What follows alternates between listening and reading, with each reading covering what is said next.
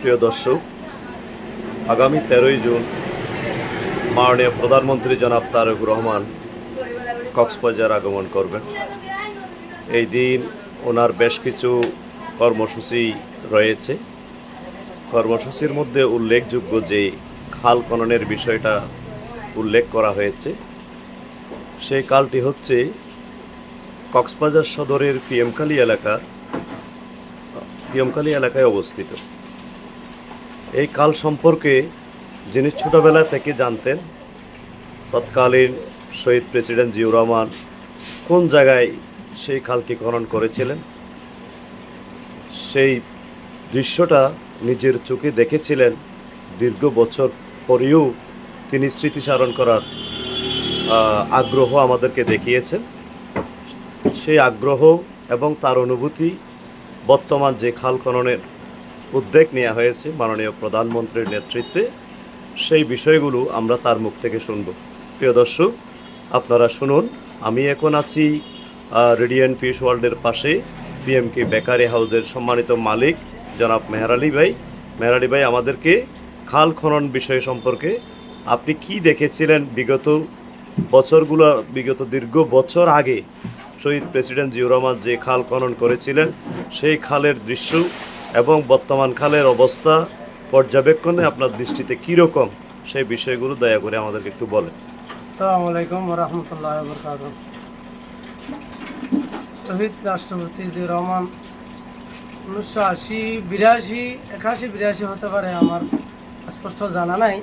তবে উনি আইছিল যে এই বটতলি একটা জায়গা আছে, এই সেরাঙ্গরের পূর্ব পাশে, এটা আমরা বলতাম দরিজা বলি, বলতাম।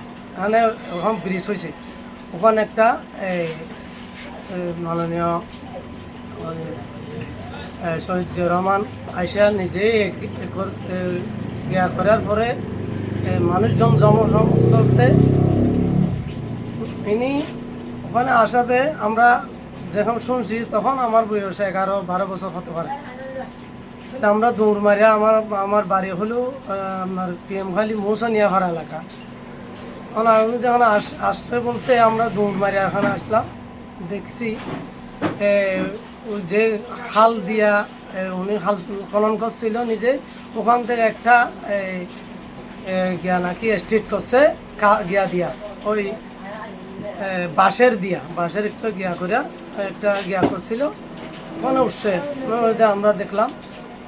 তাহলে আমরা ওই খালটা খনন করার পরে আমাদের পিএমখালী এলাকার এতটুকুতে গিয়া হয়েছে, আমাদের ওখানে খুব দরিদ্রতা ছিল। কিন্তু ওই খাল খনন করার পরে আমার মনে হয় এই কক্সবাজার ডিস্ট্রিক্টে এই চাষাবাদ করা এবং বহু বেশি লাভবান হয়েছে ওই পিএমখালী খালটা খনন করার। ওনার কাছে ওনাদের আমার শ্রদ্ধা থাকলো। আর শহীদ জিয়াউর রহমান তো ওই খালটা খনন করার পরেই আমাদের এই যে দরিদ্রতা ছিল সব শতকরা 80% দূর হয়ে গেছে ওই খালন খনন করে। আর এখন তো প্রধানমন্ত্রী আসবে বলছে 13 তারিখ। আমরা বেশি খুশি হয়েছি, যাতে ওখানে খালের আশেপাশে কিছু জায়গা আপনার বেদখল হয়েছে, যাতে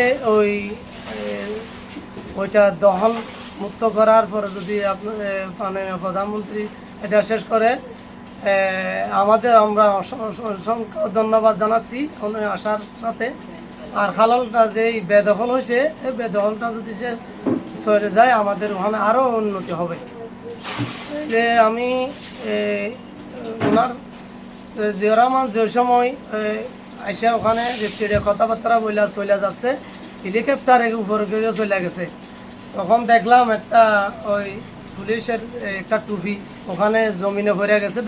ওইটা সহ আমার স্মরণে আছে।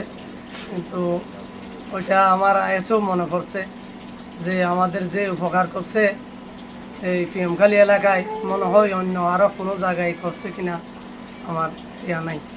আসসালামু আলাইকুম রহমতুল্লাহ।